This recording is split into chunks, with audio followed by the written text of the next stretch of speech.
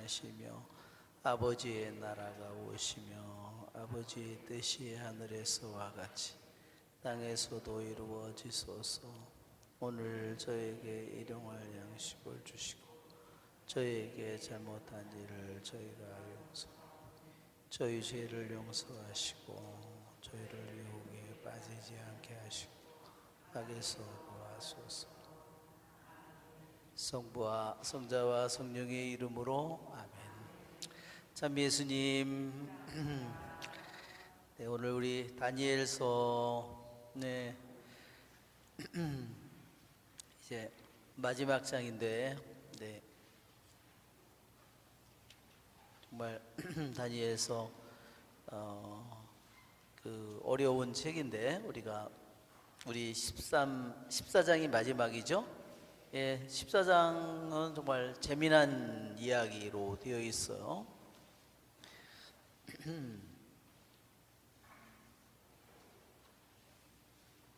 그래서 14장의 이야기는 우리들이 한번 읽어보면 우리들이 잘 알고 있는 그러한 이야기이기도 하고 또 우리들에게 믿음을 일깨워주는 충실한 믿음이 무엇인지를 우리들에게 일깨워주는 그러한 이야기입니다. 자, 14장. 다니엘이 벨 신상을 부수다. 아스티아게스 임금이 조상들 곁으로 가자 페르시아인 키루스가 그의 나라를 이어받았다. 다니엘은 임금의 벗으로서 임금의 어떤 친구보다도 존경을 받았다. 한편 바빌론인들에게는 벨이라고 하는 우상이 있었는데 사람들은 날마다 고운 밀가루 12아르타바와 양 40마리와 포도주 6메트레테스를 바쳤다. 임금도 그 우상을 숭배하며 날마다 그 앞으로 나아가 경배하였다. 그러나 다니엘은 자기의 하느님만 경배하였다. 그래서 임금이 다니엘에게 너는 어찌하여 벨께 경배하지 않느냐 하고 묻자 다니엘이 대답하였다. 저는 손으로 만든 우상이 아니라 하늘과 땅을 창조하시고 모든 생물을 지배하시는 살아계신 하느님을 숭배합니다. 임금이 다시 너는 벨께서 살아계신 신이 아니라고 생각하느냐? 벨께서 날마다 얼마나 많이 마시고 드시는지 보고 있지 않느냐 하고 물었다. 다니엘이 웃으면서 말하였다. 임금님, 속지 마십시오. 그것은 속은 진흙이고 겉은 청동으로서 무엇을 먹거나 마신 적이 전혀 없습니다. 그러자 임금이 화를 내며 벨의 사제들을 불러놓고 말하였다. 이 양식을 누가 먹는지 나에게 말하지 않으면 너희는 죽을 것이다. 그러나 너희가 그것을 벨께서 드신다는 것을 밝히면 다니엘이 죽을 것이다. 그가 벨을 모독하였기 때문이다. 다니엘은 임금님의 말씀대로 이루어지기를 바랍니다 하고 임금에게 말하였다. 벨의 사제들은 70명이나 되었고 그 밖에도 그들의 아내들과 자녀들이 있었다.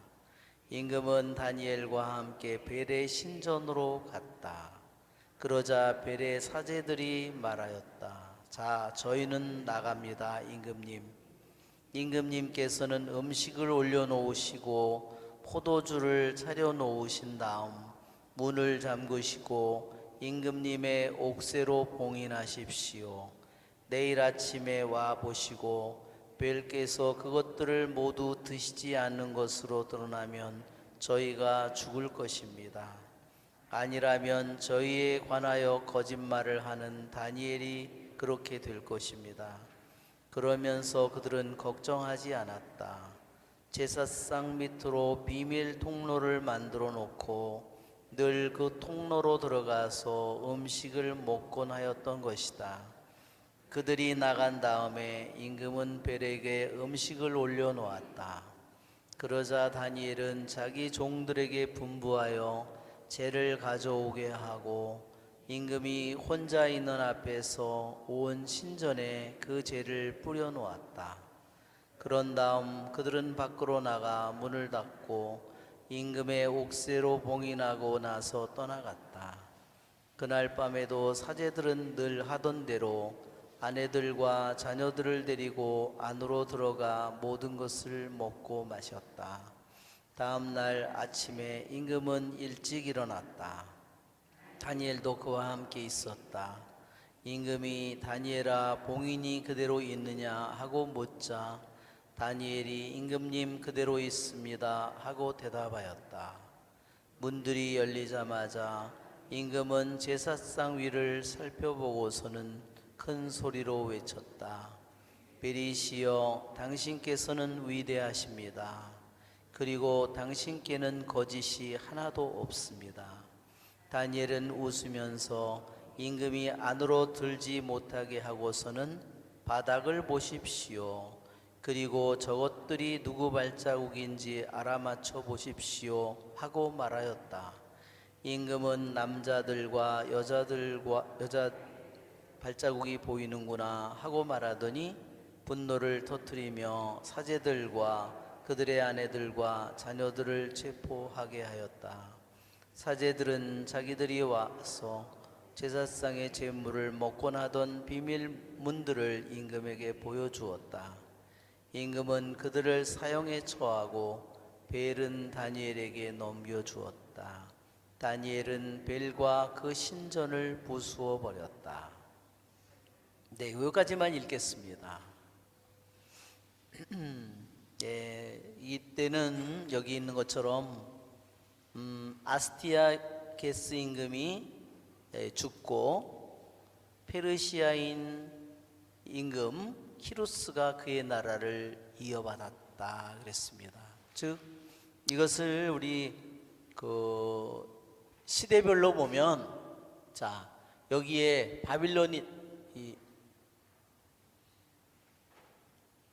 바빌론 아시리아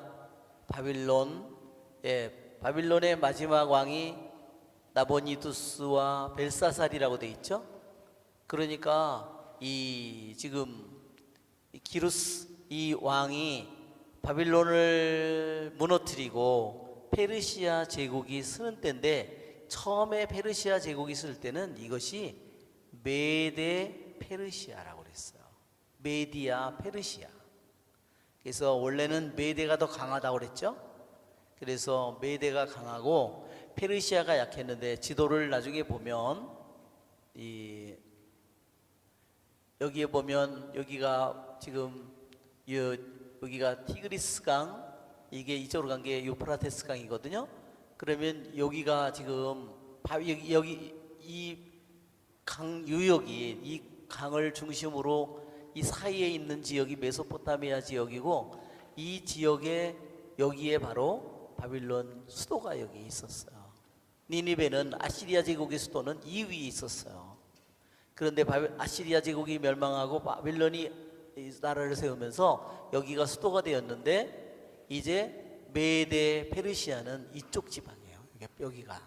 그래서 맨 처음에는 북쪽에 있는 메데가 힘이 셌는데 나중에는 페르시아가 더 강대하게 됐는데 그 바로 페르시아의 사람이 더 약한 페르시아가 그 나라를 메데 페르시아로 통합한 것이 바로 키루스입니다. 그러니까 이때는 말하자면 시대적으로 보면 이것은 바로 페르시아 메데 페르시아 제국이 서는 때니까 아시리아 제국이 멸망하고 거기에 이 다니엘은 그 아시리아 제국이 멸망할 때도 너무너무 중요한 높은 지위를 차지하고 있었죠. 그런데 바빌론이 그 나라를 멸망시키고 그 나라를 인수하면서도 다니엘을 죽이지 않았어요. 왜? 다니엘이 너무너무 새로운 자기의 나라를 세우고 혼란된 그 모든 것들을 바로잡는 이 일을 하는 데 있어서 다니엘이 너무나 중요했기 때문입니다. 여기 보면 다니엘은 임금의 벗으로서 어떤 친구보다도 존경을 받았다. 그리고 바빌론인들에게는 벨이라고 하는 우상이 있었다. 자, 페르시아인인데 왜 바빌론이라고 하는지 좀 이상하죠? 여기 보면 3절에 분명히 바빌론은 무너지고 페르시아 제국이 됐는데 왜 바빌론인들이라고 하느냐 하는 겁니다. 자, 이 지도에서 나타나는 것처럼 여기가 티그리스강, 유프라테스강, 바빌론이 멸망하고 메데 페르시아가 이 나라를 차지했지만 이 메데 페르시아가 점령한 가장 중요한 지역은 어디예요? 이 바빌론 지역이에요. 그 지역에다가 자기네들이 가장 커다란 수도를 바빌론에다가 세우는, 왜? 거기에 가장 번성했던 도시인데, 수도인데 거기에다가 자기네들의 또 하나의 수도를 세우지 않는다면 그 나라 사람들이 힘을 합쳐서 자기네들이 멸망하니까 페르시아가 힘을 잡았지만 바빌론 지역에 그들이 또한 수도를 세웁니다. 그래서 다른 말로는 페르시아가 점령했지만 그 땅은 바빌론 땅이고 바빌론 사람들이에요. 그러니까 그것을 점령한 군인들이나 이 중요한 사람들만이 메데 페르시아 사람들이지 거기에 살고 있는 백성들은 다 바빌론 사람들이라는 겁니다. 그런데 그 사람들이 믿는 신이 벨 신이다. 벨. 여기에 바빌론인들이 그러니까 전통적으로 섬긴 신이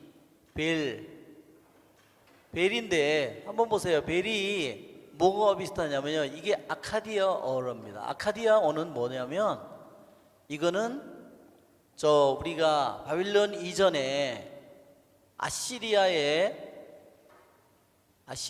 언어예요. 아시리아의 언어, 고대어죠. 그러니까 그런데 아카디아어로 벨인데요.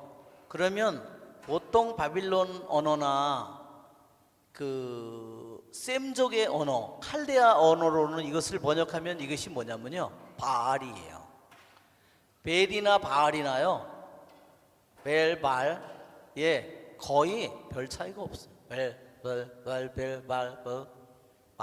이게 바알 뭔지 아시죠? 뜻은 뭐예요? 그러니까 고대 이 근동 지방에 이것이 다 이름이 뭐냐면요, 이것이 주인 이런 뜻이에요. 주인. 종에게 주인이 있는 것처럼 이런 뜻입니다. 그런데 이 바빌론 사람들은 바알이라고 하죠. 이스라엘 사람들이나 뭐 유대인들이 바알이라고 원래 그 땅에 살고 있던 사람들이 바알 신을 섬겼는데 똑같은 신인 거예요. 벨 신이. 이름만 다르지. 그런데 이 사람들은 어떤 관습을 가졌냐면 그 거대한 신상을 만들어 놓고 거기다가 음식을 매일 차려 놓고 그것이 바로 그들이 하는 것이었다. 그런데 어떻게 했어요? 음식은 비밀 통로가 있어가지고 걔네들이 밤중에 와서 자기 아내들하고 애들하고 데려와서 다 먹고, 술도 포도주도 있었는데, 포도주도 아마 임금이 바친 거니까 최고급 포도주겠죠. 밤마다 아주 뒤지게 먹은 거예요. 그런데 임금은 바보 됐죠, 그렇죠?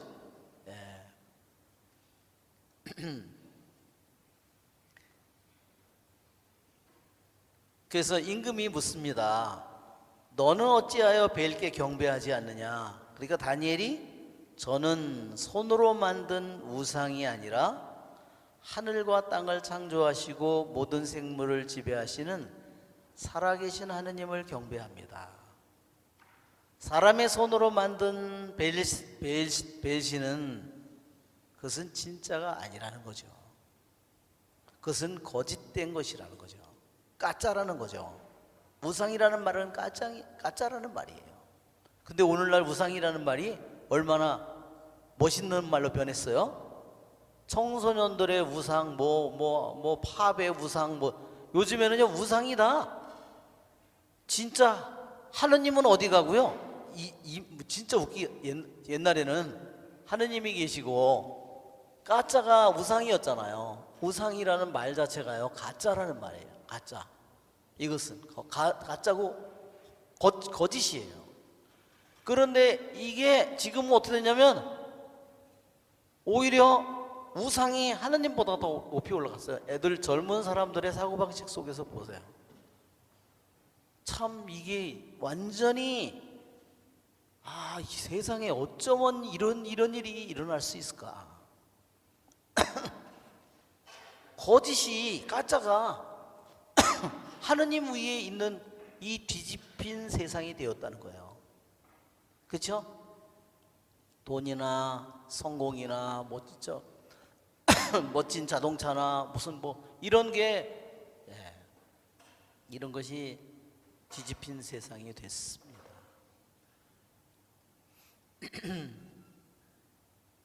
손으로 만든 우상, 손으로 만든 거, 사람의 손으로 만든 것은 진짜 하느님이 아니다. 그러면 진짜 하느님은 누구냐? 진짜 하느님이라면 하늘과 땅을 창조하신 분이고 모든 생물을 지배하시는 분이다.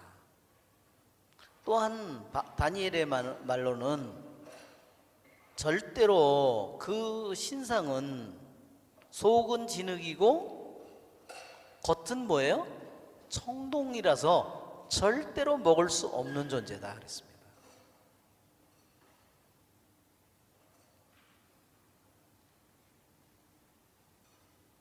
다니엘의 말로는 먹고 마시는 것은 결코 하느님이 아니라는 거죠. 먹고 마시면 써야 될 거 아니야. 그렇죠? 배설을 해야 될 거 아니에요. 많이 먹고 많이 마셨으면 많이 싸고 많이 해야죠. 많이 싸야지.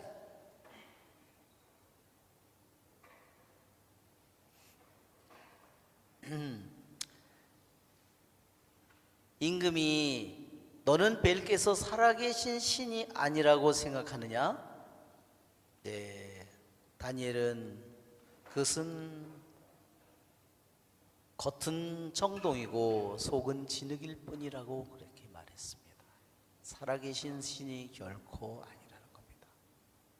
그것은 사람이 만들어 놓은 말하자면 상이라는 거죠. 그래서 임금은 그 얘기를 듣고 얼마나 화가 났을까요? 자기는 가서 맨날 정성껏 머리를 숙이고 거기다 큰 경배를 드렸는데 열이 아주 열을 뻗쳤습니다. 결국은 어떻게 됐는지 우리가 다 알죠?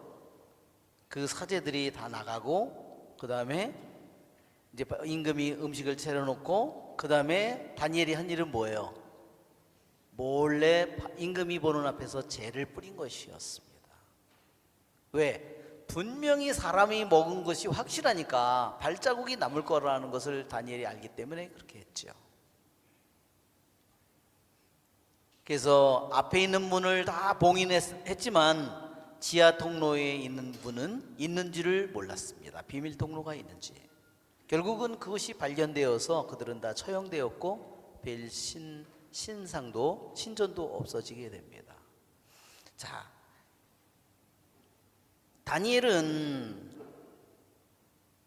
우리들이 잘 아는 것처럼 다니엘서 1장서부터 맨 앞에 다니엘서 1장서부터 보면 뭐예요? 다니엘이 자기의 나라가 멸망해서 그렇죠?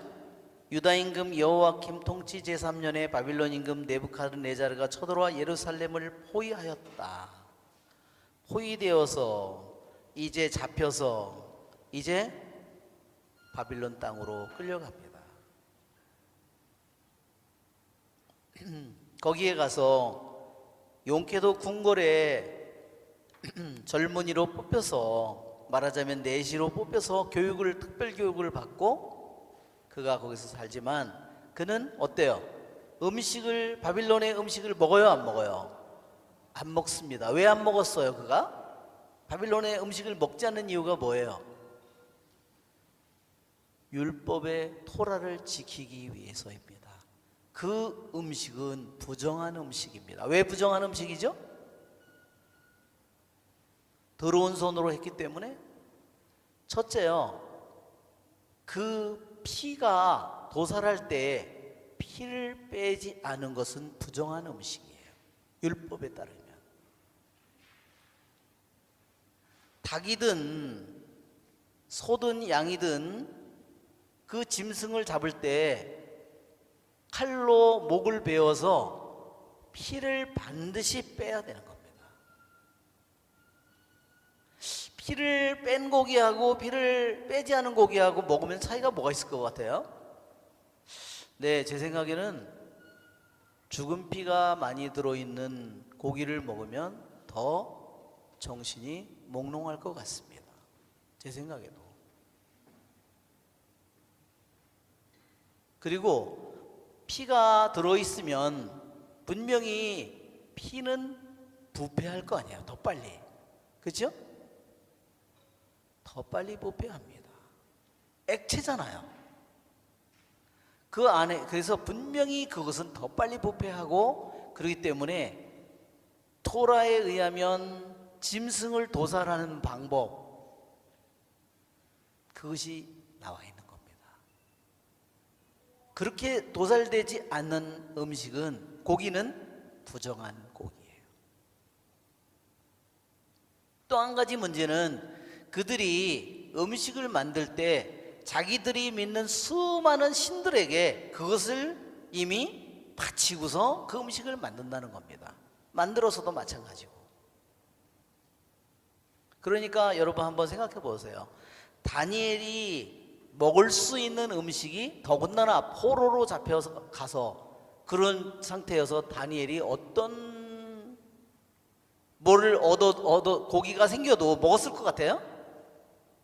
안 먹었을 겁니다. 그것이 다니엘의 믿음이에요. 자기의 처지가 최고로 나빠져서 정말 좋은 집안에 태어나서 좋은 가문에서 그렇게 잘 자랐겠지만, 부유하게 잘 자랐을 텐데, 그런데 자기가 부모도 잃고 나라도 잃고 모든 것을 잃고 포로로 되어 있는데도 그는 절대로 부정한 음식을 먹지 않았을 거라는 겁니다. 왜? 그가 내시로 궁궐에 들어갔을 때조차도 목숨을 걸고 먹지를 않았기 때문입니다. 그가 누구인지를 보여주는 겁니다.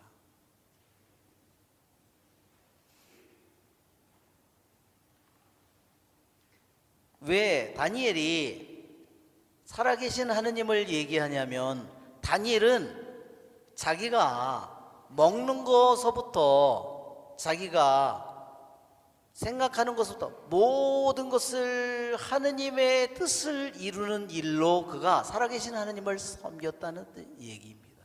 무슨 말인지 아시겠죠? 왜 그가 살아계신 하느님이 계신데 그 하느님이 말한 거를 자기는 지키지 않으면서 하느님 살아계시다고 말하면, 자기 말로는 하느님이 살아계시다고 입으로는 찬미를 하지만 자기 행동으로는 뭐예요? 짓밟고 있는 거죠. 그것은 살아계신 하느님을 섬기는 것이 아닙니다. 그러니까 다니엘은 정말로 우리에게 놀라운 믿음을 우리에게 보여주는 겁니다.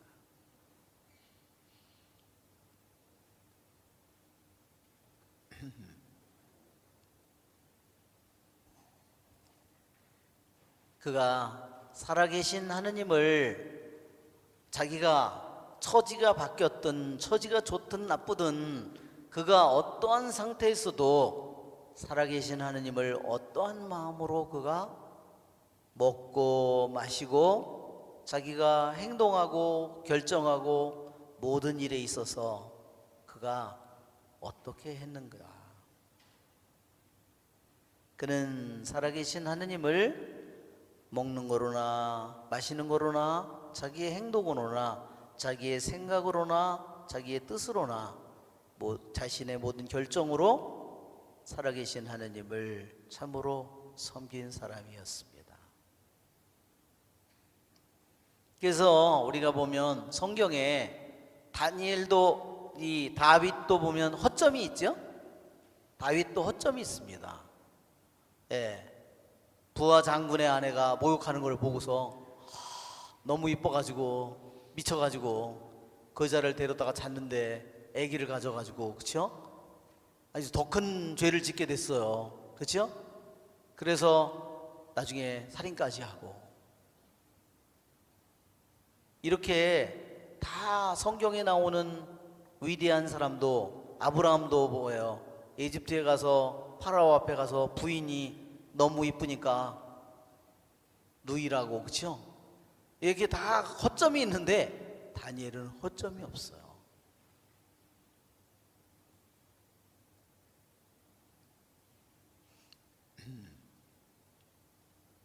정말 다니엘은 우리들에게 살아계신 하느님을 어떻게 섬기는지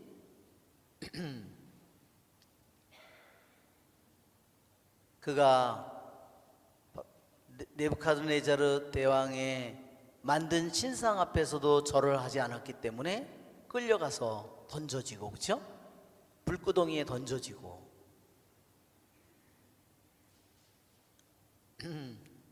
결국 오늘 이 14장에서는 사자굴에 그가 던져집니다. 그러나 그는 사자에게 자기가 찢겨 죽더라도, 자기가 불가마에 던져진다, 터서 죽는다 하더라도 그는 자기의 하느님을, 오직 살아계신 하느님만을 경배하고 또한 모시고 살아갑니다.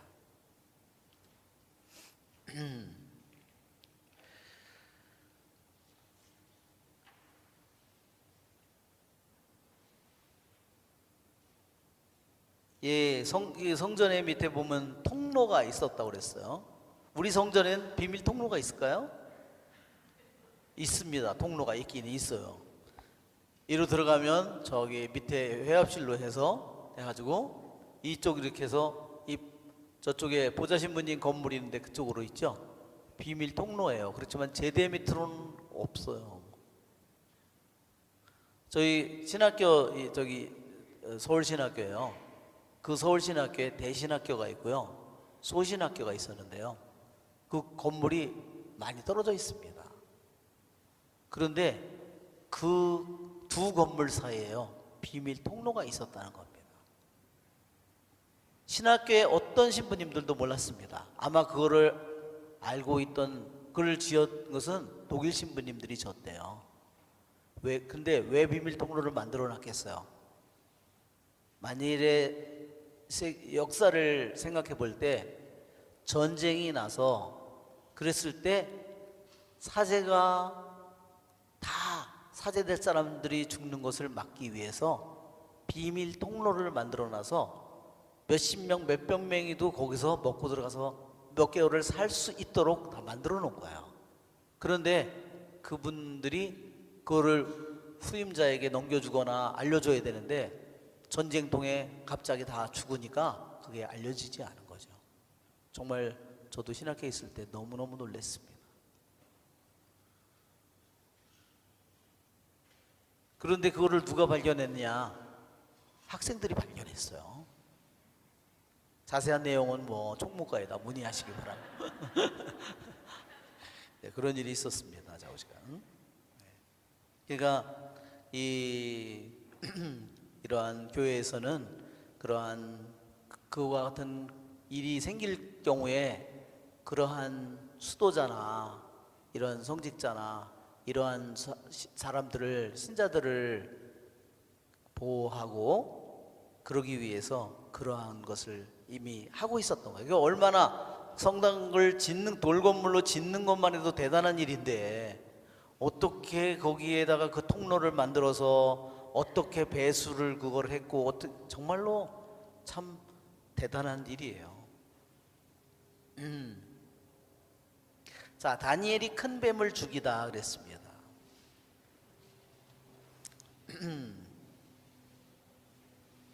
자, 우리 한번 읽어볼까요? 그곳에 큰 뱀이 하나 있었는데 바빌론인들은 그것을 숭배하였다. 임금이 다니엘에게 너는 이분께서 살아계신 신이 아니라고는 말하지 못할 것이다. 그러니 이분께 경배하여라 하고 말하자 다니엘이 대답하였다. 저는 주 저희 하느님께만 경배합니다. 그분께서 살아계신 하느님이시기 때문입니다. 임금님, 저에게 허락을 내려주십시오. 제가 칼이나 몽둥이를 쓰지 않고서 저 뱀을 죽이겠습니다. 임금은 너에게 허락을 내린다 하고 말하였다. 다니엘은 역청과 굿기름과 머리털을 가져다가 한데 끓여 여러 덩어리로 만들고 나서 그것들을 뱀의 입 쪽으로 던졌다. 뱀은 그것들을 먹더니 터져 죽었다. 그러자 다니엘이 말하였다. 보십시오, 여러분이 숭배하던 것을. 바빌론인들은 그 소식을 듣고 몹시 화가 나서 임금을 모반하여 말하였다.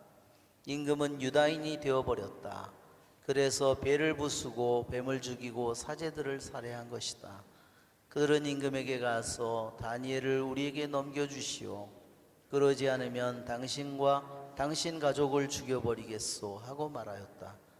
임금은 그들이 자기를 세차게 다그치는 것을 보고 다니엘을 그들에게 넘겨주지 않을 수가 없었다. 여기까지만 먼저 읽겠습니다.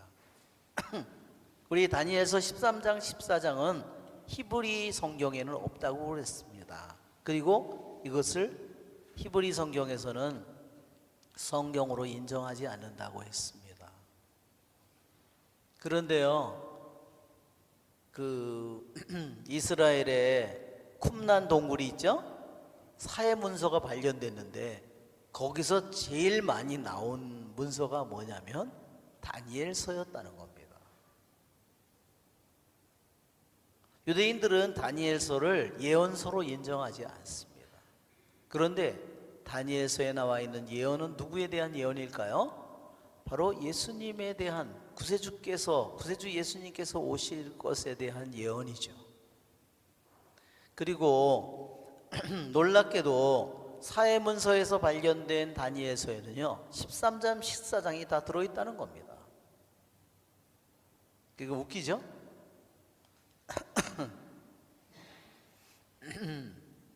자, 그러니까 다니엘은 바빌론의 벨 신상을 어마어마하게 크게 만들어 놓고 임금서부터 경배를 드리고 다 두려워 떨었는데 다니엘은 그것이 가짜라는 것을 알고 있었습니다. 왜? 어떻게 알았을까요?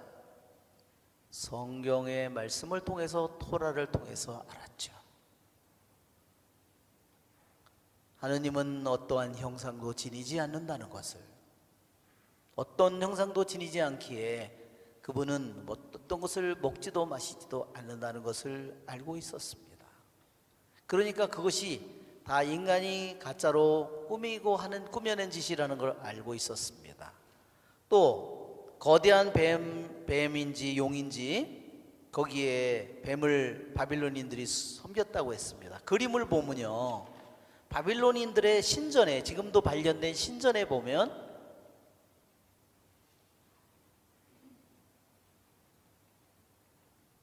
이시타르라는 신이 있어요. 이시타르는 여신을 가리킵니다.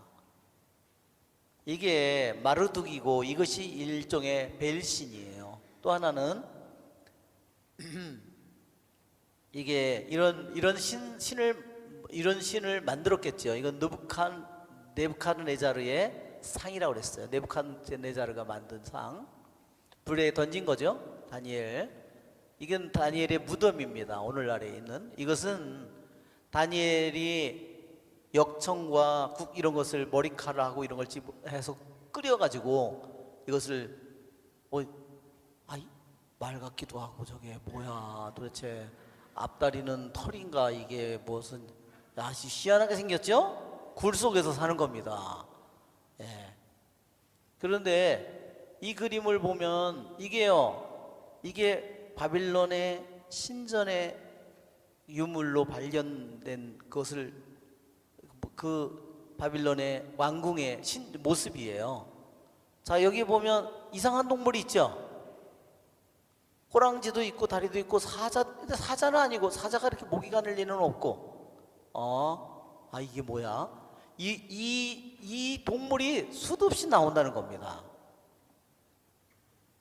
정확하게 그것이 뭔지는 몰라요. 제가 우리 동남아시아 어느 나라도 가니까, 그 나라도 가니까 옛날에 그 동네에 어마어마하게 큰 뱀들이 많았답니다. 그런데 지금은 다 그것이 멸종했대요. 그렇지만 다니엘은 아무리 뱀이 큰다 하더라도 그것은 생물일 뿐이지 신이 아니라는 것을 다니엘은 알고 있었죠. 그렇죠? 그래서 그 벨신상에 그렇게 많은 빵과 포도주를 다 고기를 만들어 놓으면 그걸 다 많이 먹으면 많이 쌀 텐데, 예, 이게 아무리 용이든 뱀이든 이것이 아무리 세다고 하더라도 소화를 못 시키면 결국 터져 죽을 거다. 그래서 다니엘은 그것을 끓여서 줬는데, 어떤 사람들은 다니엘이 거기다가 쇳덩어리나 뭐 못을 갖다 넣어놓지 않았을까 이렇게 생각하기도 하는데 모르겠습니다. 그것은 자세한 모를 것은 모르겠고. 좌우지간 다니엘은 임금은 그 뱀을 두려워하고 그 뱀을 공경했어요. 경배했어요. 그렇죠? 그러니까 다니엘은 그것을 두려워하거나 경배해요? 아니에요.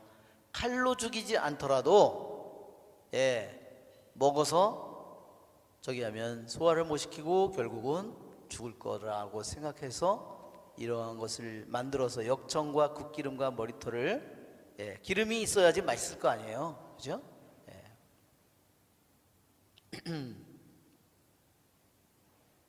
그래서 다니엘은 이것도 가짜라는 것을, 거짓이라는 것을 밝혔습니다. 그런데 임금이 위태로워졌습니다. 배를 부수고 뱀을 죽이고 사제들을, 임금이 유다인이 되어버렸다 그랬어요. 이것은 그럴 법도 해요. 왜냐하면 메데 페르시아 왕국에서 본고장의 지방은 전혀 딴 지역이잖아요. 맨 앞으로 가면, 맨 앞으로 가면 이 저기가 바빌론 지역이, 메소포타미아 지역의 바빌론의 땅인데, 지금 키루스 왕은 메데 페르시아 지역의 사람이거든요. 그러니까 그 지역 사람들의 분노를 사기가 더 쉬웠을 것 같습니다. 그래서 다니엘을 넘겨달라고 그랬습니다. 그러면 또 반란이 일어날지 모르기 때문에, 그래서 사람들은 다니엘을 사자굴에 던져버렸습니다. 그 굴에는 사자가 7마리 있었는데 날마다 사람 몸뚱이 2개와 양 2마리를 먹이로 주었답니다. 다니엘은 그곳에서 며칠 동안 있었어요? 엿새 동안 있었어요. 왜 사자들이 안 먹었을까요? 늙어가지고. 다니엘이 몇 살이나 됐을까요? 적어도 80은 됐을 겁니다. 왜? 거의 그가 10대에 끌려왔으면, 그가 10살에 끌려왔어도 70년의 유배가 이제 기루스가 돌려보내잖아요. 그게 유배 생활이 끝나는 70년이잖아요. 그렇기 때문에 그때 다니엘은 적어도 80살이에요. 고기가 질겨서 안 먹었는지도 몰라요. 자세한 거는 몰라요. 자세한 거는. 근데 우리들이 아는 것은 천사가 다니엘을 지켜줬다는 겁니다. 이 그림이 수도 없이 많은 그림, 다니엘, 사자굴에 있는 다니엘을, 근데 여기 보면 다 그림 속에 자세히 보면요, 천사가 다 나타납니다. 이렇게 던져지죠?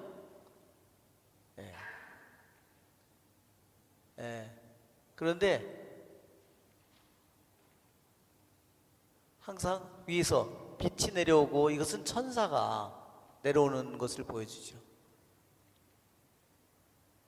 항상 천사가 있습니다.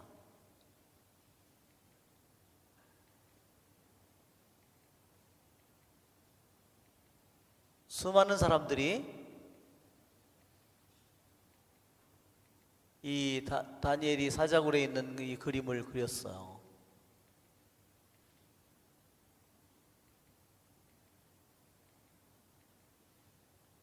이게 그 뱀을 죽인 이것은 하박국에 대한 지금 조금 있으면 이제 하박국의 얘기가 나오죠.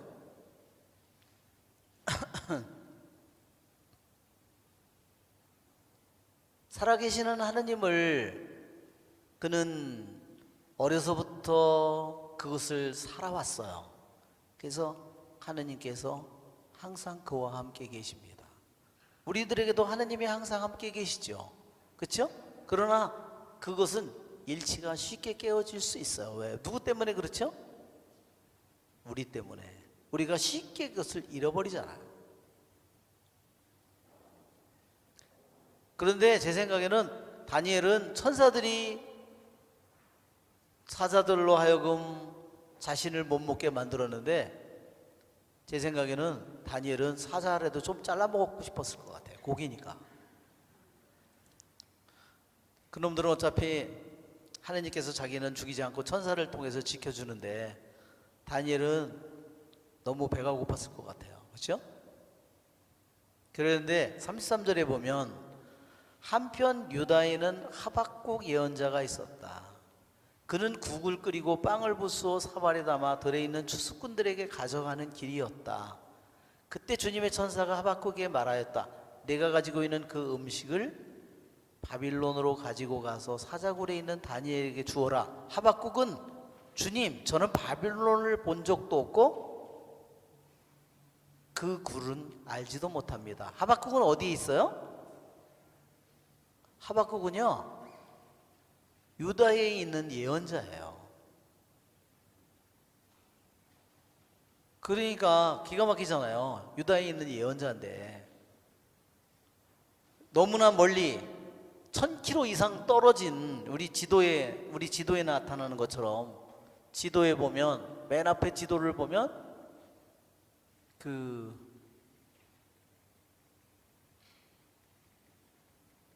사자 그림이 하도 많아가지고,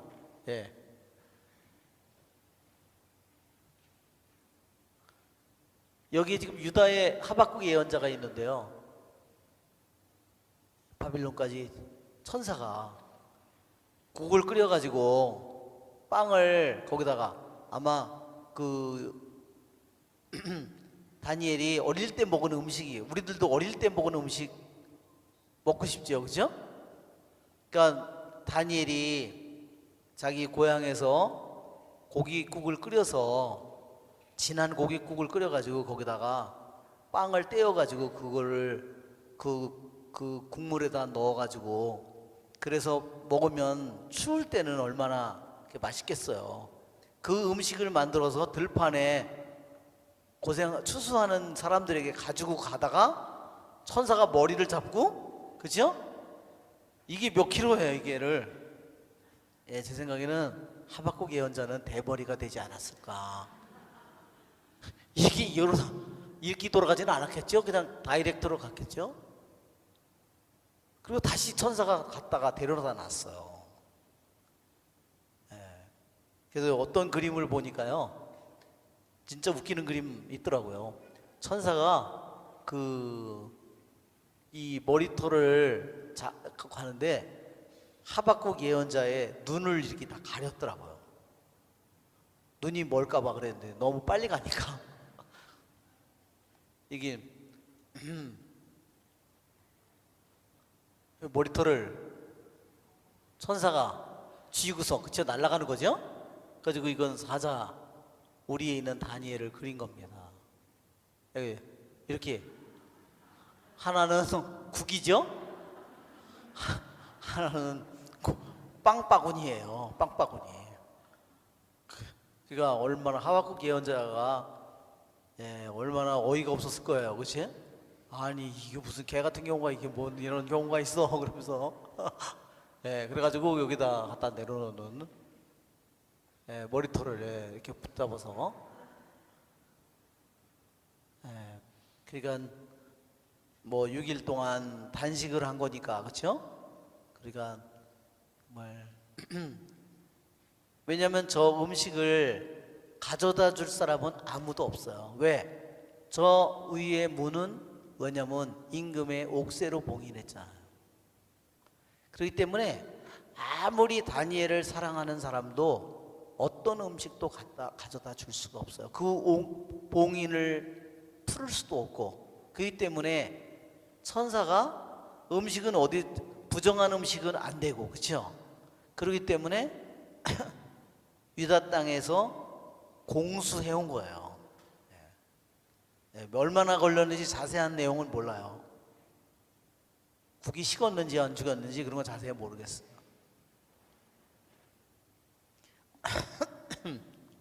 그런데 하박국 예언자는 이 다니엘보다 훨씬 이전의 예언자입니다.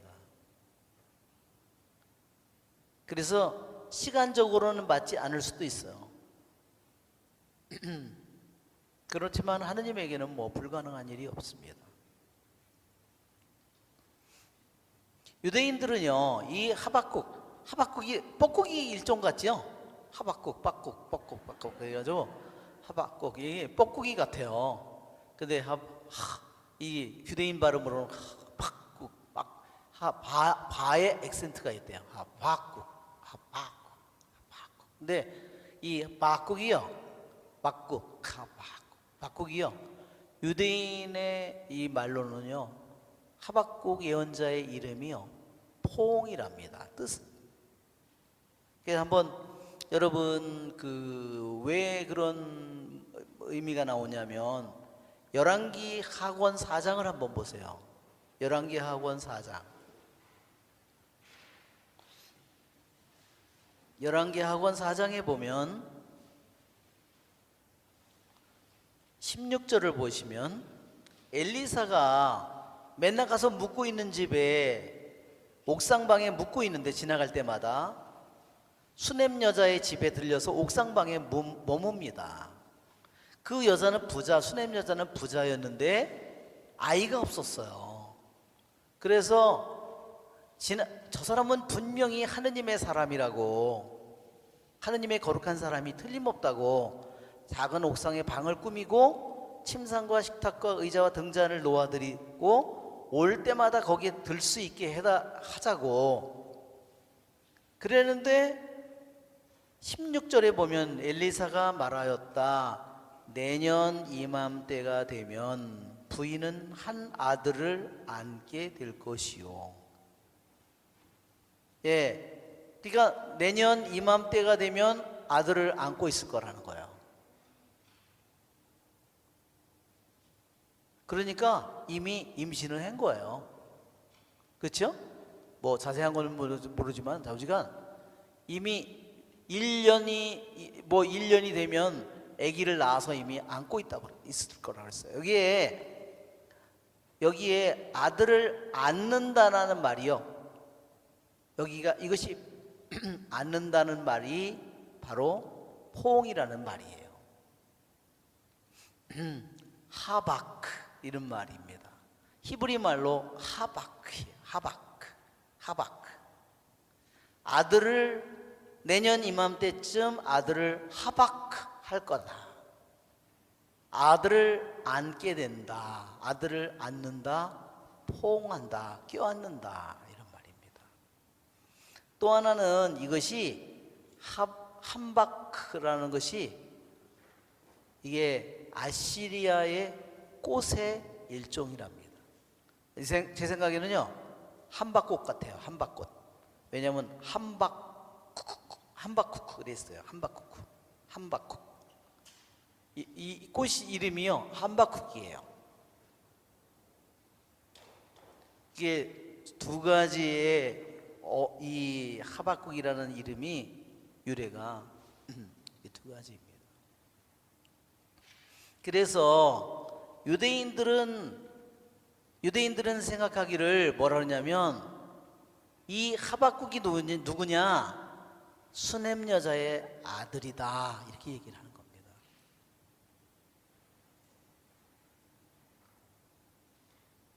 왜?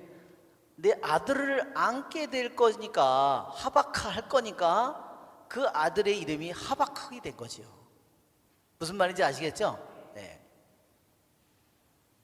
또는 이사야서 21장 6절에 파수병이라고도 그렇게 얘기를 합니다. 하박국이.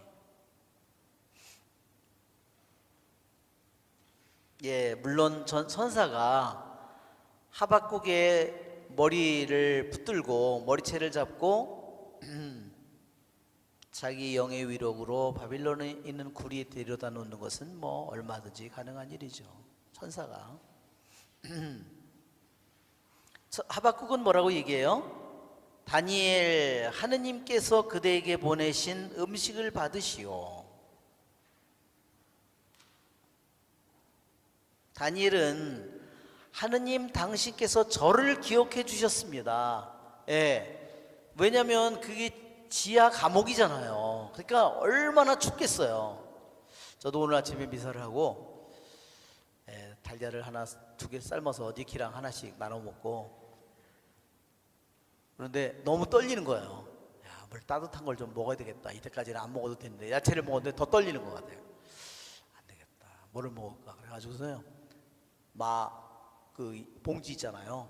그래서 그거를 물에 타서 먹었더니 얼마나 따뜻한지 아주. 그래서 아마 천사가, 아니 다니엘이 당신께서 저를 기억해 주셨다고, 그렇죠? 거기에서 자기가 추위와, 그렇죠? 배고픔과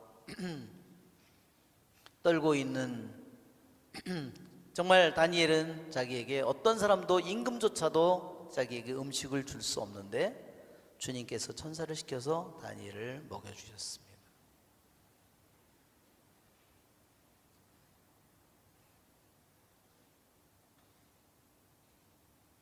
이튿날에 임금은 다니엘의 죽음을 애도하려고 그곳으로 갔는데 다니엘이 들여다보니 앉아 있는 것이었다. 이튿날에 그랬다는 것은 뭐냐면, 이렛날이 7이라는 것은 하느님의 뜻을 가리킵니다. 완전을 가리키고, 완전이라는 말은 결국 뭐냐면 하느님의 뜻이 실현되는 것을 가리킵니다. 이제 하루 이틀 그 속에 던져져서 혼란과 어둠 속에 있었지만 7일날은 하느님의 뜻이 실현되는 날입니다. 드러나는 날이에요.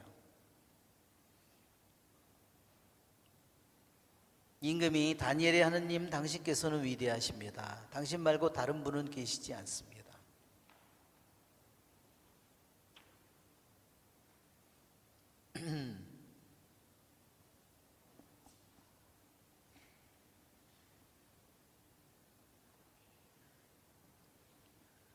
그래서 이 페르시아의 임금이 다니엘을 통해서 하느님을 찬미하고 있습니다. 그리고 다니엘의 파멸을 꾀한 사람들을 불 속으로 던지자마자 그들은 사자에게 잡혀 먹히고 맙니다.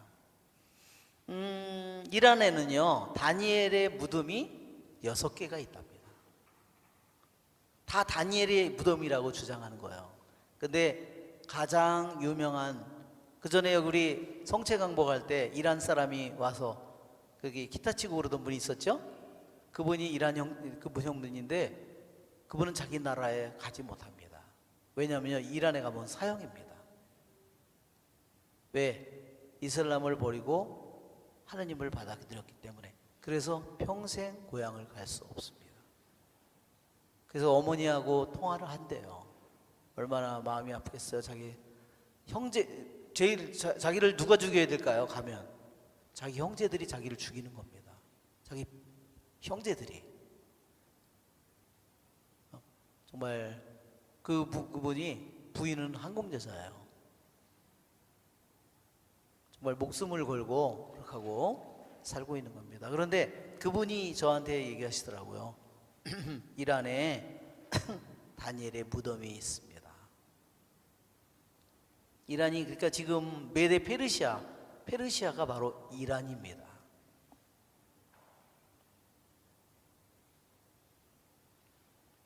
(1세기) 유대인 역사가 요세푸스의 증언에 의하면 다니엘의 유해가 엑바타나에 있다고 했습니다.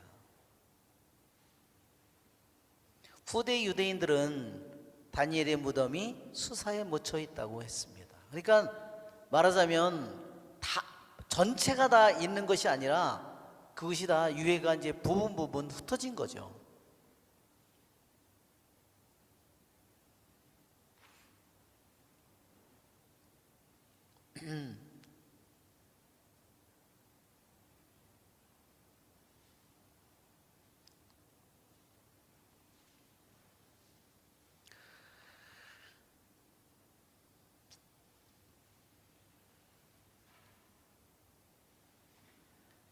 예, 다니엘에게 정말 놀라운 점은 다니엘의 믿음입니다. 오늘 제가 시리아의 이삭이라는 그 한글 파일을 제가 시리아의 이삭 제가 책을요 인터넷으로 이 시리아의 이삭 시리아는 지금의 이라크입니다.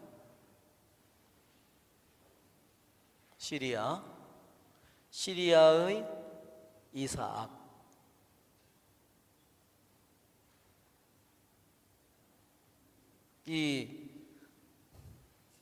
이 책이 정말로 되게 얇은 책인데 주문했는데 한 달 만에 왔어요. 그래서 짧은 글인데요. 이게 153항으로 이루어져 있습니다. 너무너무나 귀중한 내용이에요. 예. 첫 번째를 읽어보면 첫 번째 1항이 이렇습니다.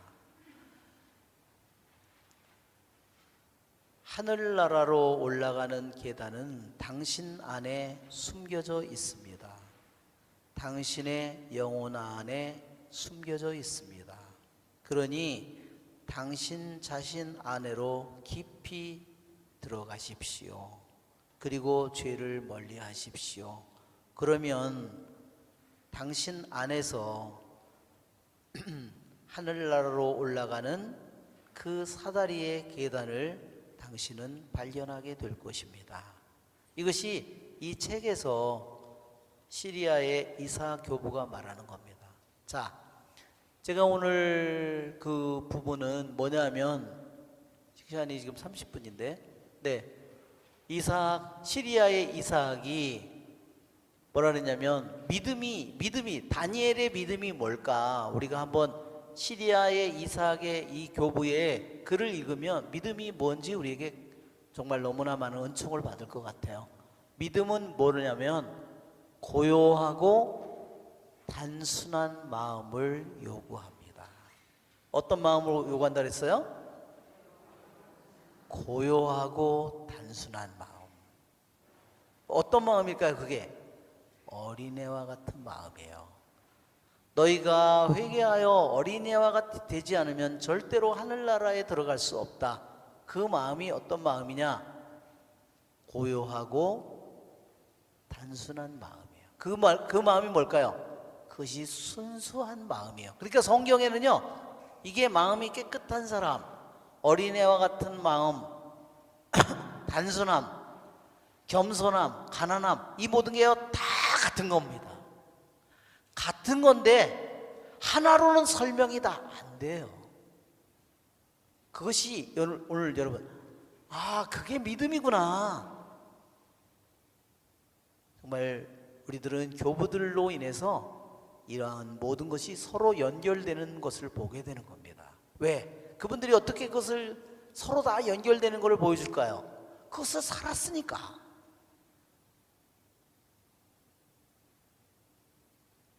예, 우리 잠시 쉬었다가 우리 오늘은 요 글만 지금 하고 오늘 다니엘서를 마치도록 하겠습니다.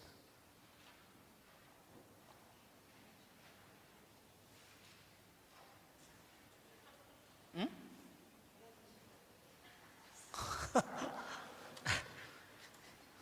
그럼 안 먹으면 우리 예.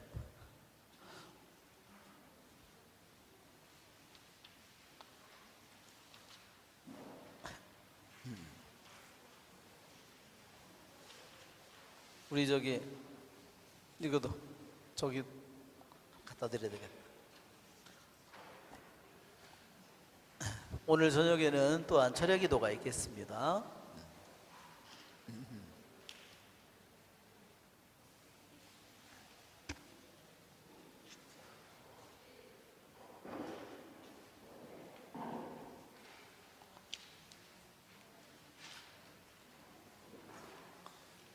세상에 감사합니다. 이게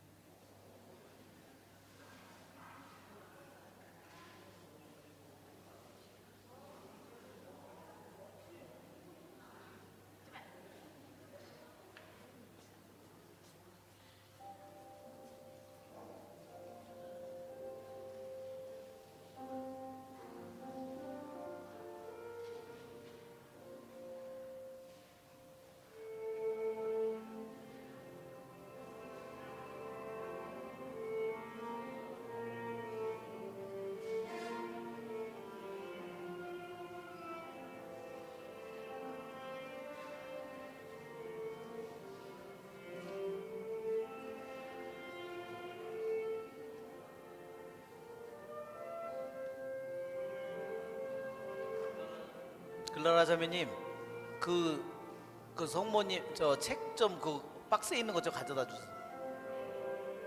그 저 박스채로.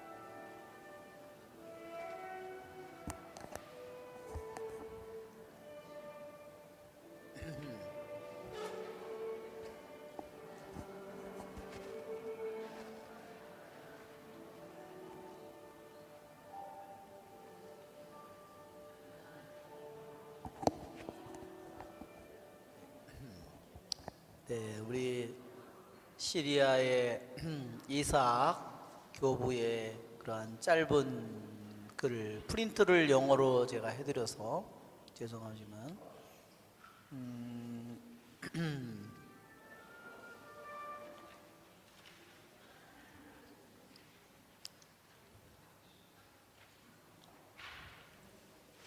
자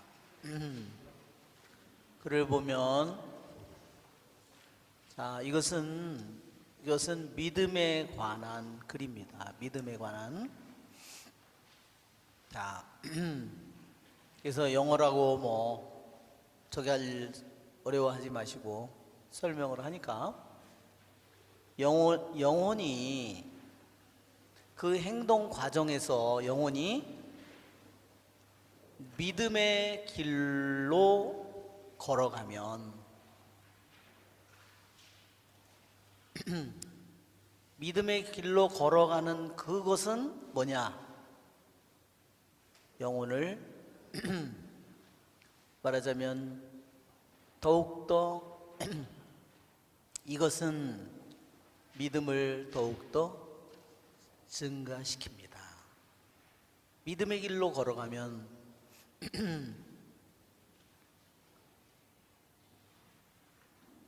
영혼을 더욱더 성장시키는 거예요.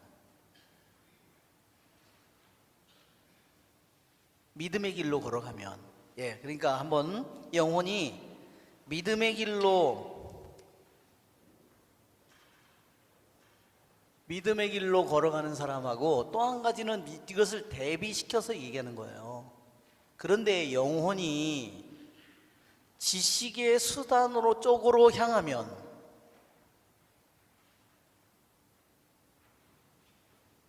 그렇게 되면 어떻게 돼요? 영혼은 즉시 믿음으로부터 고립됩니다.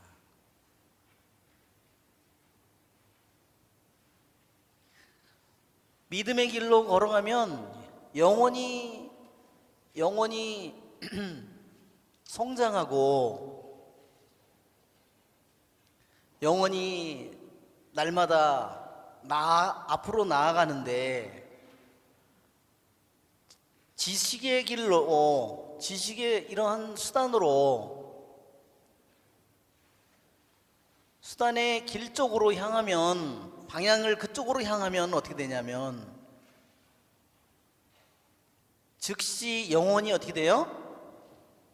영혼이 고립되는 겁니다. 즉시 믿음으로부터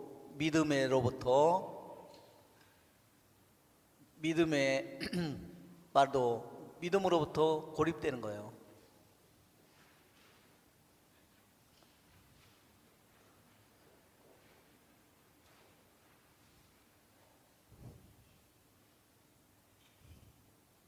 그러니까 영혼이 성장할 리가 없죠.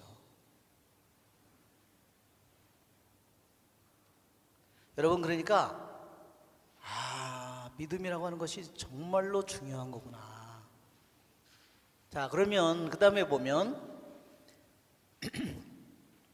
이 믿음의 길로 우리들이 가야 되는데 이 길로 가지 못하고 지식수단의 이런 길로, 지식이라는 길로 말하자면 지식수단이라고, 그러니까 지식이라고 하는 것을 이용해서 하느님에게 가려고 한다는 뜻이에요.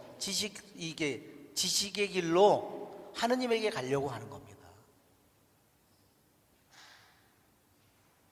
이것은 지식의 길로 가는 거예요. 믿음의 길로 가는 게 아니라 이게 지식이라는 수단이니까 지식이라는 길로 가려고 하는 거예요.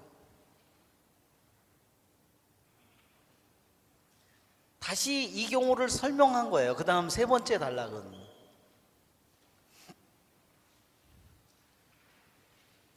It is removed from that intelligible force of faith.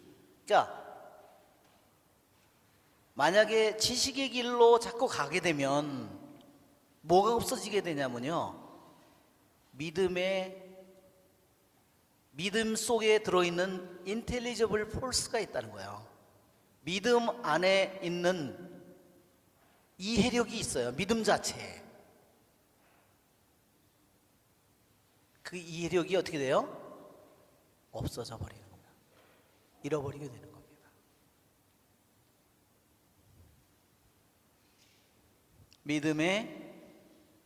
믿음 속에 있는 믿음의 이해력, 믿음 안에 이 힘이 있다는 거죠.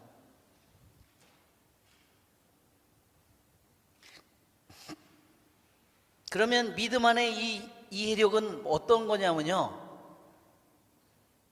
자기 스스로를 드러냅니다. 어떻게?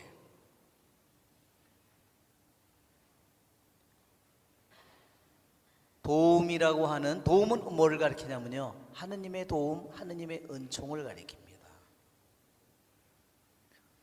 고요한 영혼 안에서 하느님의 도움, 하느님의 은총이라고 하는 다른 행위로 드러내는 거예요.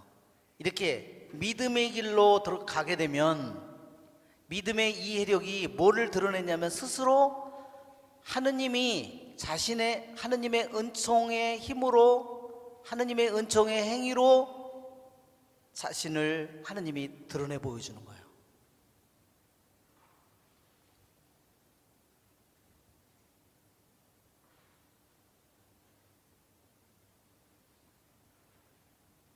지식의 수단으로 지식을 길러 갈 때는 누가 해야 되죠? 자기가 해야죠. 자기 지식이 해야죠. 자기가 폐학해야 되고. 그런데 믿음의 이해력으로 가게 되면 그 믿음 자체가 자기 자신을 드러내는데 어떻게 드러나냐면 고요한 영혼 안에 헬프가 뭐냐면요, 하느님의 도움이라고 하는, 하느님의 은총이라고 하는 다른 행동, 인간의 행동과 다른 하느님의 행위예요. 이것은 하느님의 행위라고 하는 손길, 하느님의 도움이라고 하는 이 손길이 일을 하는 거예요. 자기 스스로 그것을 드러내는 겁니다, 하느님이. 그런데 그 고요한 영혼은 어때요? 자기에 속한 모든 것을 사용한다. 어떻게? Without inquiry. 아무것도 묻지 않고. 그것은 왜냐하면, 왜 묻지 않죠? 하느님을 철저히 신뢰하기 때문에.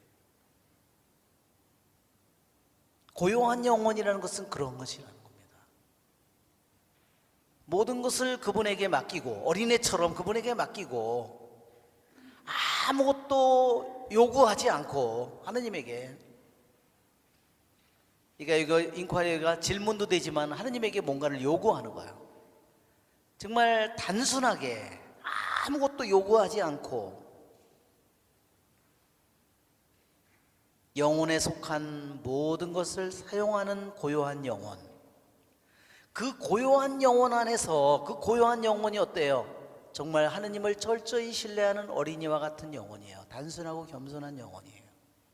그 영혼 안에 하느님께서 그때 당신의 손길을, 아기 같은 그 겸손한 그 고요한 영혼 안에 당신의 손길을 드러낸다는 거예요. 그러면 지식으로는 도저히 알아낼 수 없는 거를 하느님이 그냥 그것을 드러내고 성장시켜 버린다는 거예요. 근데 내가 모든 걸 하겠다고 내가 난리를 치고 내 지식으로 하고 하면 어떻게 돼요? 하느님이 당신의 손을 떼버리는 거죠. 이건 내가 할 저기가 아니구나. 이 안에, 온통 이 안에서 난리 복구석을 치고 있는 거예요, 이 영혼이. 예? 혼자 뒤집어졌다가 난리. 그런 영혼에 말하자면 손을 떼는 겁니다. 자, 그 다음 단락을 볼까요? 이게 여러분, 믿음의 힘이, 믿음 안에 얼마나 놀라운 이해력이 들어있느냐. 또 네 번째 단락. 일단 믿음으로 자기 자신 전부를 하느님에게 맡겨온 영혼은, 여기에 보면 영어로 됐어요. has entrusted 그랬어요. 그것은 뭐냐면요, 한 번 그랬던 것이 아니라요, 계속해서 일단 하느님에게 자신을 맡겼으면요, 계속해서 끊임없이 그 하느님에게 맡겨온 사람이에요. 그러니까 뭐가 필요해요? 꾸준히 계속해서 항고하게 하느님께 자신을 맡기는 겁니다. 그리고 어떠한 유혹 속에서도, 많은 유혹 속에서도 믿음의 도움이라고 하는 맛을 계속 맛본 영혼은 지식이 아니라 뭘로?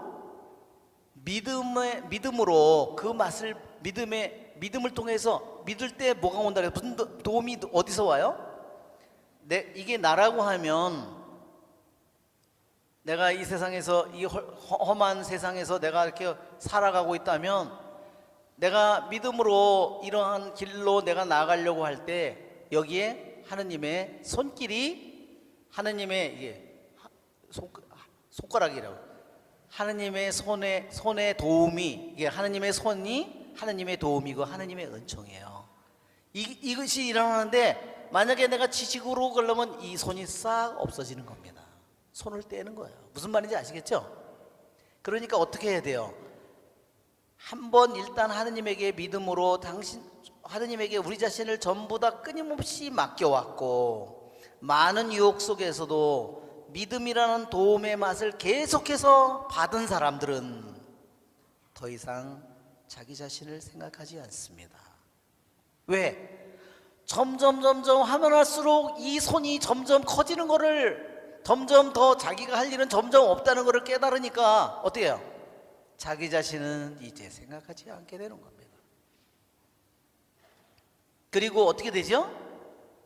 엑스터시와 사일런스로, 때로는 황홀로, 때로는 침묵으로 아무 말도 할 수 없게 만듭니다. 왜? 누가? 내가 만드는 것이 아니라, 내가 묵상이나 관상을 만드는 것이 아니라 그분이 내 안에서 엑스터시도 만들었다가 나한테 침묵도 만들었다. 누가 주도가 되는 거예요? 점점 내가 주도가 아니죠. 믿음의 길로 가면 점점 자기가 주도가 되기 쉬워요.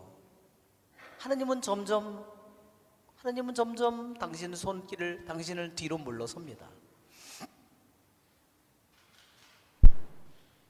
그리고 영혼은 그렇게 계속해서 자신을 바치고 하느님의 믿음을 통해서 하느님의 은총의 도움의 손길을 맛본 사람은 자기 자신을 생각하지 않고, 그리고 지식이라는 그 길로 되돌아가려고 가는 것을 허락하지 않습니다.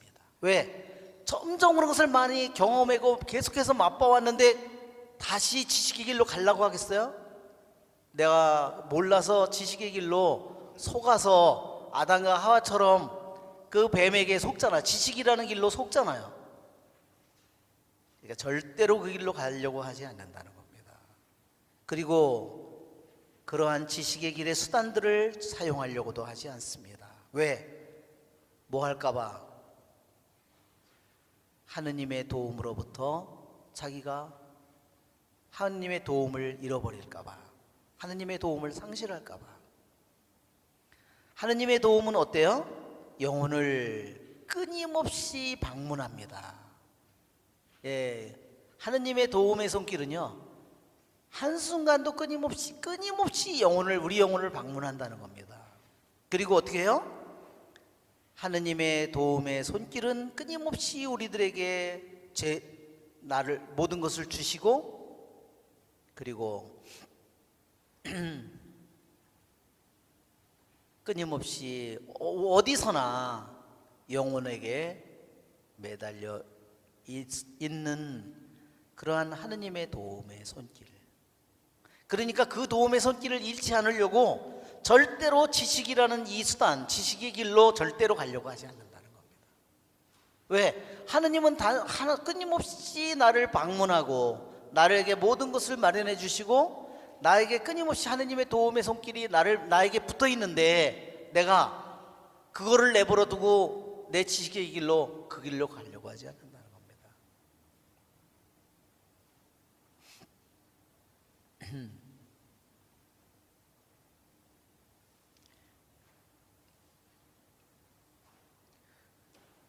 그러기에 그 다음 단락은 자기 자신이 지식의 힘으로 자신의 영혼을 인도할 수 있다고, 충분히 인도할 수 있다고 생각하는 것은 정말로 경멸할 만한 생각입니다.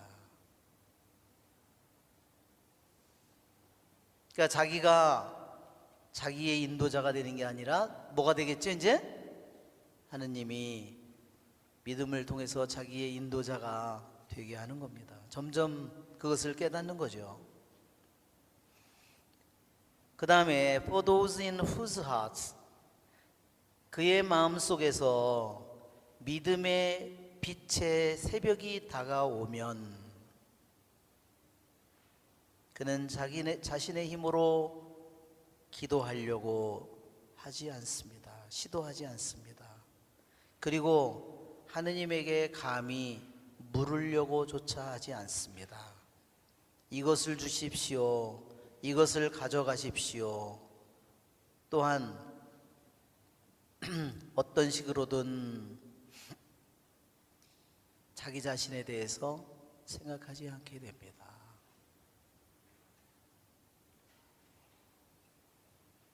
예, 믿음의 새벽이 밝아온다고 그랬어요.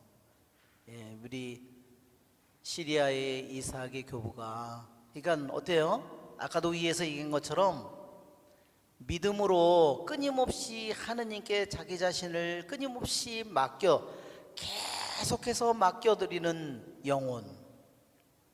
어떤 유혹 속에서도, 수많은 유혹 속에서도 믿음을 통해서 하느님의 도움의 손길의 맛을 계속 받은 그러한 사람들은 이제 어느 순간이 되면 믿음의 빛이 새벽처럼 밝아온다는 겁니다. 그렇죠? 여러분, 그때는 우리들이 내가 스스로 뭐를 해서가 아니라, 촛불을 켜서가 아니라 그 새벽이 해가 떠오르듯이 그냥 나에게 믿음이 들어온다는 거죠.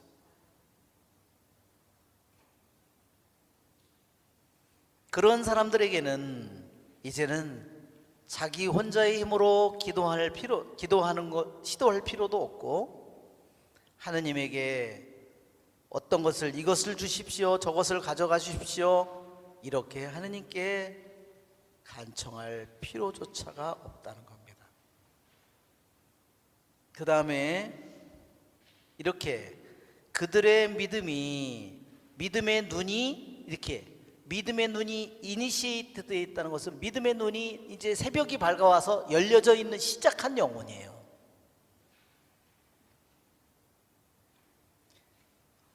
믿음의 눈이 열려서 믿음의 빛이 새벽처럼 밝아온 그 영혼, 믿음의 눈이 열린 그 영혼은 뭐를 보게 되느냐? 아버지의 돌보심을 언제나 보게 됩니다. 아버지는 누굴 가리킬까요? 하느님 아버지죠? 네. 그 아버지는 어때요? 아버지 편에서 그들을 보호하시는 아버지의 사랑을 보게 됩니다. 그 아버지는 어떤가요? 강하고 측량할 수 없는 사랑, 모든 육신의 아버지의 사랑을 초월하는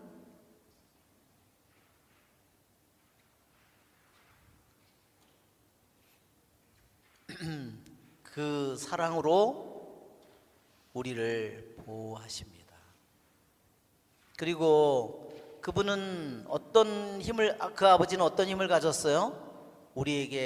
우리가 감히 우리들이 생각하거나 우리가 바라는 바보다 훨씬 더 좋은 것을 우리에게 주실 수 있는 힘을 가지신 분이십니다. 우리 성경에 나온 거죠? 우리가 청하는 거나 우리가 바라는 것보다 더 풍성히 베풀어 주실 수 있는 분이라고 그렇게 바오로 사도가 서간에서 얘기하죠.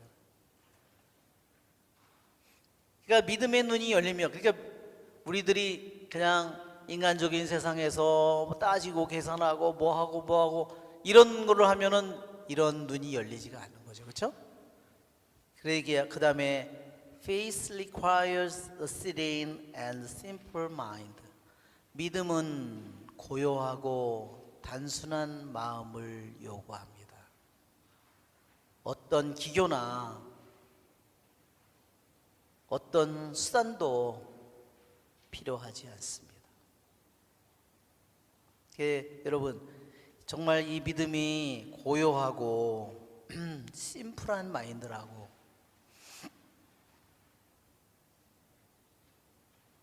왜 고요하고 심플해졌죠? 모든 것을 완전히 하느님에게 맡기지 않는다면 절대로 고요해지지 않을 거예요. 그렇죠? 전부를 맡기지 않는데 어떻게 고요해질 수가 있겠습니까? 어떻게 단순해질 수가 있습니까? 하느님을 온전히 신뢰할 때 그 아버지의 돌보심이, 아버지의 손길이 나를 완전히 사로잡는 거죠.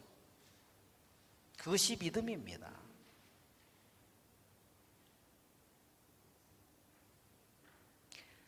보십시오. 얼마나 지식과 믿음이 서로가 반대가 되는지를 보십시오. 믿음의 집은 어린애와 같은 마음입니다.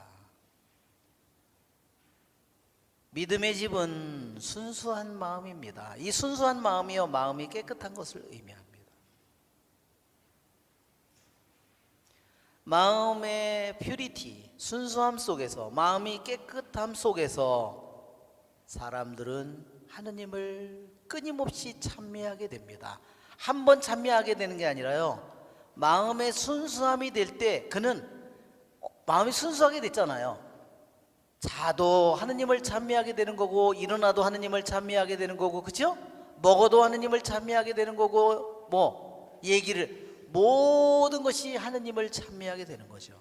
그래서 people have praised God, 한 번 찬미하는 것이 아니라 끊임없이 하느님을 찬미해 오는 것입니다.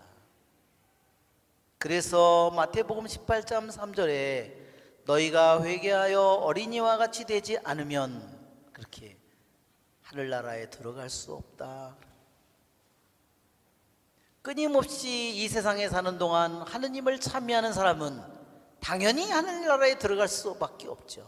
오직 마음이 고요하고 단순한 마음을 가진 영혼, 어린애와 같은 영혼, 순수한 마음을 가진 영혼은 이 세상의 모든 것 안에서 이미 하느님을 찬미하고 있는데, 하느님 나라에 가서 영원히 찬미하는 것은 당연한 일이죠. 이 세상에서 시작됐는데.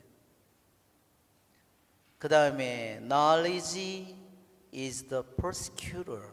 예, 지식은 뭐예요? 박해자입니다.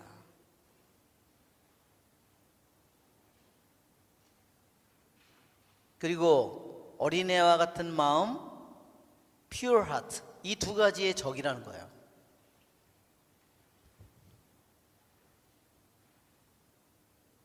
어린이 같은 마음과 어린이 같은 정신이라고 우리가 또 하면 있고, 마음의 순수한 마음. 하나는 정신이고 하나는, 이 두 가지를 말하자면 적대하게 된다는 겁니다.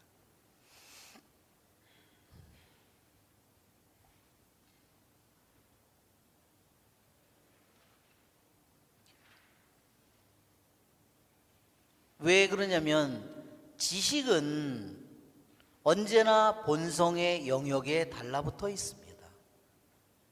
지식은 언제나 본성의 영역을 고소한다는 겁니다. 모든 길에서. 그렇지만 믿음은 언제나 그 길이 언제나 어때요? 지식은 언제나 모든 길에서 본성을 따르도록 만들어져 있다는 거예요. 지성은. 그런데 믿음은 어떠냐?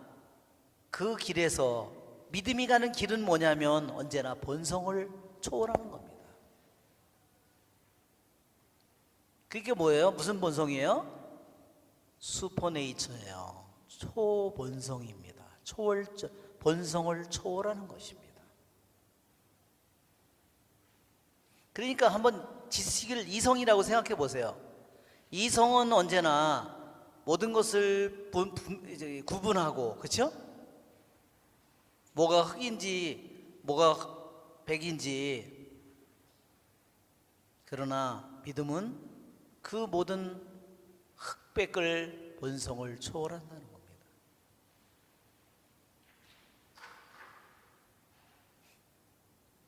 즉 지식은, 이성은 다른 말로 하면 본성과 화합하지 않는 어떤 것도 인정하지 않습니다.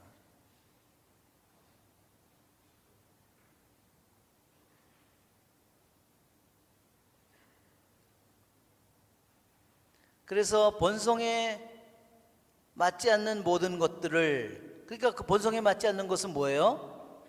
초월적인 것, 초본성적인 은총 이와 같은 것들을 갖다가 받아들이지 않는다는 겁니다. 그게 이성주의 아니에요? 이성주의는 우리 이성으로는 그런 절대 알 수 없는 거야. 그것은 우리들이 더 이상 아무것도 말할 수 없어. 그 이유에서는 나는 아무것도 몰라. 그렇죠? 그 이성을 넘어가는 거에 대해서는 아무것도 모른다고 그러면 불가지론이 되죠. 거기에 대해서는 아무것도 말할 수 없다고 그랬죠. 하느님이 존재하는지 그것을 우리 이성으로 말할 수 없어. 하느님을 부정하죠. 본성과 일치되지 않는 모든 것에 대해서는 인정하지 않습니다. 부인한다는 말이죠. 혹 한번 시도조차도 하지 않는다는 겁니다. 그래서 그러한 것들이 본성에 맞지 않는 모든 것들은 초월적이고 본성적이고 은총의 이러한 모든 것들이 멀리 그런 것들이 있도록 만든다는 겁니다. 자기에게서 가능한 한 멀리. 그렇지만 그와 반대로 믿음은 어떻느냐? 다른 한편으로 지식과 이성과 달리 믿음은 어떠냐면 권위를 가지고 명령합니다. 너는 뱀과 사자를 짓밟아라. 짓밟을지어다. 너는 젊은 사자와 용을 네 발로 짓밟아라. 예, 여러분 다니엘 생각나죠? 다니엘이 어떻게 용을 짓밟았는지, 어떻게 라이온을 사자를 짓밟는지 보셨죠? 어떻게 그렇게 됐을까요? 그것이 바로 다니엘의 믿음입니다.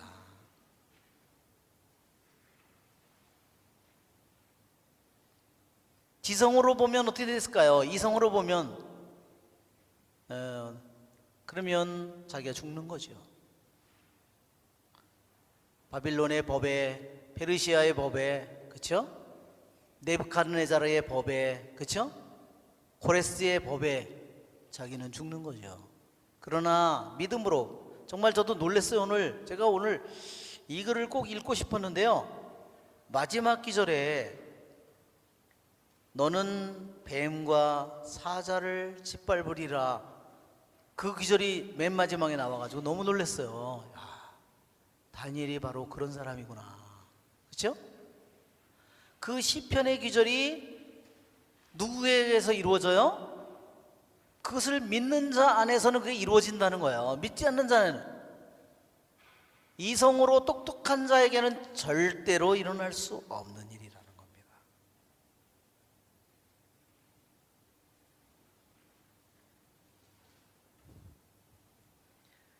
예, 우리 주님께서도 뱀과 전갈을 짓밟는 능력을 주셨죠? 뱀과 전갈이 뭘까요? 그것은 바로 영적인 뱀과 전갈입니다. 뱀은 입으로 쏘죠? 전갈은 뭘로 쏘나요? 전갈은 꼬리로 쏩니다. 공격하는 방법이 다릅니다.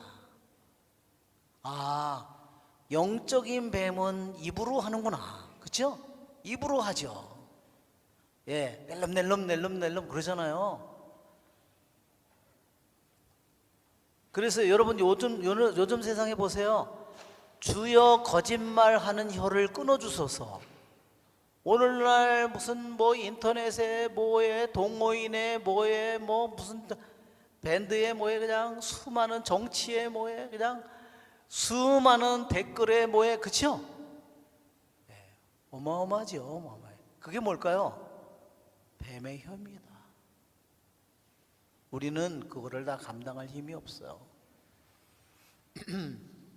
그런 일에 우리들이 휘말리면 안 되죠. 우리들이 주님께서 뱀과 영적인 뱀과 전갈을 짓밟도록 우리에게 힘을 주셨습니다. 그 힘이 어디서 와요? 그 힘을 받는 것은 주님에게서 오지만 그 힘을 받는 것은 바로 믿음이에요. 그러기에 믿음은 권위를 가지고 명령합니다. 그리고 말합니다. 너는 뱀과 사자를 짓밟을지어다. 아멘. 영광이 성부와 성자와 성령께 성부와 성자 성령의 이름으로 아멘. 예, 다음 시간에는 학가이 예언서를 할 예정입니다. 수고하셨습니다.